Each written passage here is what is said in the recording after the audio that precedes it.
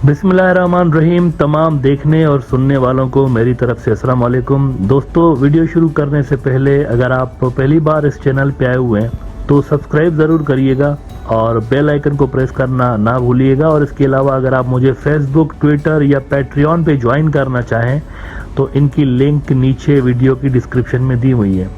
और अगर आप मेरे लिखे हुए बुक्स पढ़ना चाहते हैं तो उसकी भी लिंक नीचे डिस्क्रिप्शन में मौजूद है। Indian news outlet the times of India ने रिपोर्ट किया है कि चाइना और इंडिया के दरमियान जो बॉर्डर है, इस बॉर्डर के ऊपर चाइनीज़ पीएलए की जो एक्टिविटीज़ हैं समर के दौरान बढ़ गई हैं।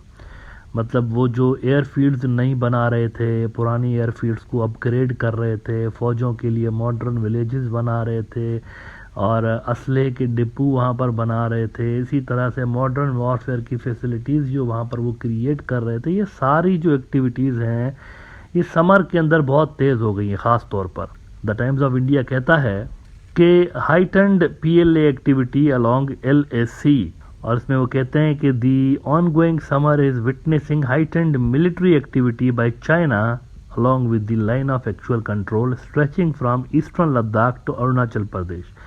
Even as Army Chief General Manoj Pandey on Thursday reviewed the operational situation by visiting the 14th Corps headquarters at Leh.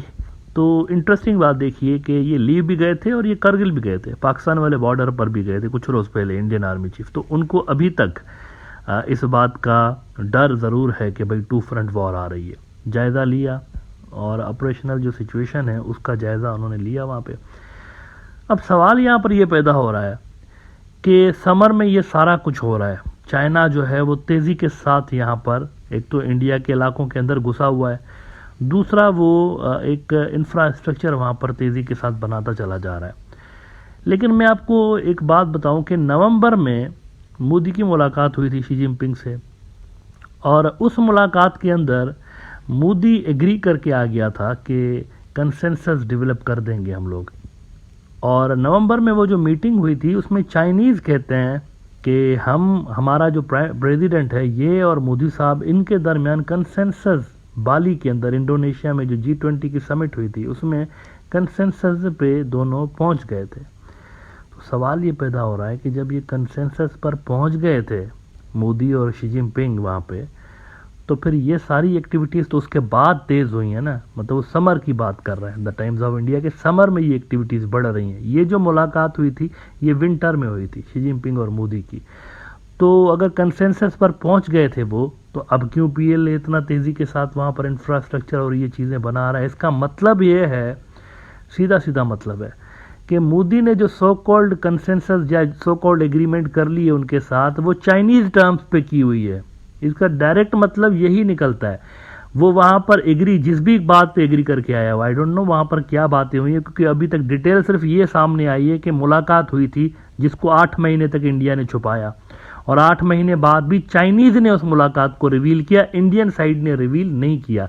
मेरे ख्याल से ये इंडिया के लिए भी थोड़ा सा कहते हैं ना वेकअप कॉल थी। उनके जो डिप्लोमेट्स बहुत सारे जो थे उनको भी पता नहीं था। अजीत डोवाल की, जयशंकर की लैंग्वेज अगर आप देखें इस दौरान नवंबर से लेके आज तक के दौरान कई स्टेटमेंट्स उन्होंने दिए चाइना के खिलाफ, वो हार्ड स्टेटमेंट्स थे, विच मीन्स इनको भी शायद मोदी ने कॉन्फिडेंस में नहीं लिया। तभी तो इस तरह की कंसेंसस जब रीच हो जाते हैं तो पोलाइट लैंग्वेज यूज़ की जाती है ना, लेकिन इन्होंने hard language all the way use की हुई है, विच मीन्स ये जो भी डीलिंग हुई है मोदी ने अकेले की है। इसका सीधा सीधा मतलब ये निकलता है। हिंदुस्तान टाइम्स ने रिपोर्ट किया, इंडिया का बड़ा न्यूज़ आउटलेट है, कहते हैं China wants consensus on it's terms with India. अपने टर्म्स पे वो इंडिया को कह रहे हैं हमारे टर्म्स आप माने। The Chinese interpretation of PM Modi informal polite chat with president Xi Jinping over the G20 Bali summit dinner table does not wash with the south block. इनको भी नहीं पता कि मोदी वहाँ पर क्या बातें करके आया है, क्योंकि अगर कंसेंसस जैसे कि चाइनीज़ कह रहे हैं कंसेंसस बिल्ड हो गया था तो फिर समर में ये क्या हुआ? अच्छा, कांग्रेस पार्टी के जो एक लीडर हैं बड़े सीनियर, जयराम रमेश, उनकी तरह आपको ट्वीट दिखाता हूँ। उनकी ट्वीट में आपको इन सारे सवालों का जवाब मिल जाएगा कि ये सारा कुछ क्या हुआ इंडिया के साथ। बड़े सीनियर नेता हैं, टॉप की इंडिया की जो अपोजिशन की पार्टी है उनके, जयराम रमेश कहते हैं ever since prime minister's public clean chit to China on June 19, 2020। कौन सी पब्लिक क्लीन चिट पता है आपको? किसकी बात कर रहे हैं? मोदी टीवी पे आके मुंह फाड़ते हैं कि कोई नहीं घुसा। इतना बड़ा इलाका हाथ से चला गया था, इन्होंने टीवी पे आके चाइना को क्लीन चिट दी थी, कोई नहीं घुसा। कोई नहीं घुसा का मतलब है कि ये जो जितना इलाका गया वो गया, इंडिया क्लेम भी नहीं कर सकता दोबारा। क्योंकि चाइनीज बोलेंगे आपका खुद का पीएम कह रहा है कि कोई नहीं घुसा, तो आप कैसे बात कर रहे हैं भाई? तो उस पर वो कह रहे हैं कि ever since prime minister's public clean chit to China on June 19, 2020, the Modi government has been acting as if it is being tough on China and that there have been no compromises or meaningful conversations between PM Modi and President Xi Jinping while Chinese troops remain in violation of previous LAC agreements। अंदर घुस के आए हुए हैं और ये कभी app बंद करते हैं, कभी उनकी किसी कंपनी का कॉन्ट्रैक्ट रिजेक्ट कर देते हैं। अभी हाल ही में एक कंपनी का $1 बिलियन का कॉन्ट्रैक्ट सुनने में आ रहा है कि रिजेक्ट किया। ऑफिशियली उनको नहीं बताया, लेकिन इंडियन जो मीडिया है वो क्लेम कर रहा है। ऑफिशियली इंडिया ने अनाउंस नहीं किया अभी तक। तो ये एक्ट करके दिखा रहे हैं अपने अंधभक्तों को कि हम तो बड़ी लाल आंख हैं चाइना के लिए, लेकिन असल में भीगी बिल्ली है। तो कहते हैं आगे जयराम रमेश कि on November 16, 2022 the Modi government characterized a dinner conversation between the two leaders at Bali as just an exchange of courtesies। उन्होंने डाउन प्ले किया था इस मीटिंग को इंडिया ने, कुछ भी नहीं हुआ, नथिंग, ऐसे ही बस हाथ मिलाया, खाना खाया, दैट्स इट। लेकिन आगे वो कह रहे हैं जयराम रमेश कि on July 25, 2023 a Chinese foreign ministry statement mentioned the important consensus reached by PM Modi and President Xi Jinping at Bali। तो कह रहे हैं ये क्या हुआ है फिर? मतलब आप कुछ बोल रहे हैं, चाइनीज कुछ क्लेम कर रहे हैं, और इसमें नाम सिर्फ मोदी का आ रहा है, कोई बीच में डिप्लोमेट नहीं है। और आगे कहते हैं जयराम रमेश के on July 27 our ministry of external affairs confirmed that more than mere courtesies were exchanged at Bali। Is this a consensus or concession by PM Modi? ये सवाल पूछे हैं कांग्रेस पार्टी वाले, जिनके टॉप के लीडर राहुल गांधी को उन्होंने बैन लगा के पार्लियामेंट से बाहर निकाला हुआ है, इसलिए क्योंकि वो सवालात पूछता है, चाइना पे सवाल पूछता है, और मोदी की जो अडानी के साथ और बाकियों के साथ नेक्सस बना हुआ है उस पर सवाल पूछते हैं, तो पार्लियामेंट से निकाला गया। लेकिन आजकल सोशल मीडिया का ज़माना है, किसी को सवाल पूछने से रोक नहीं सकते आप। ये सारे वो सवालात हैं जो राहुल गांधी भी पूछता रहा है।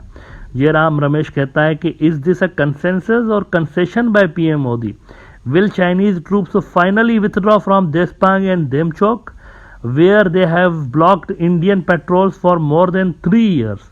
अच्छा, साथ में ऐड कर दूं कि ये जो पेट्रोलिंग इंडिया की इन्होंने ब्लॉक की है, ये सिर्फ यहाँ तक नहीं कि सियाचिन की तरफ जाने वाले रास्ते पे भी बैठ गए। ये जो देशपांग प्लान्स हैं, स्ट्रेटेजिकली सबसे इंपॉर्टेंट इलाका है लद्दाख का, और ये सियाचिन के लिए बहुत बड़ा खतरा मोदी ने पैदा कर दिया हुआ है। ये कहकर के कोई नहीं घुसा। अगर ये नहीं कहते तो एक मोरल तो उनके पास होता ना जवाब कि भाई हमारी ज़मीन में आ गए, पीछे हटो। जब पीएम ने ही कह दिया, हेड ऑफ द स्टेट ने, कि कुछ हुआ ही नहीं है, तो फिर आप उनको नहीं बोल सकते वापस जाने का। आगे वो कहते हैं जयराम रमेश के meanwhile economic relations between the two countries are proceeding as if the Chinese incursions in Ladakh and Arunachal Pradesh never even happened। So much for लालांक। इसका जवाब अब बीजेपी पार्टी को देना है। ये कहना काफ़ी नहीं होगा कि झूठ बोल रहे हैं, पाकिस्तानी एजेंट है, चाइनीज एजेंट है, ये कहना काफ़ी नहीं होगा। आप किस चीज़ पर वहाँ पर एग्री करके आए, इस पे इनको जवाब देना पड़ेगा इंडियन पब्लिक को।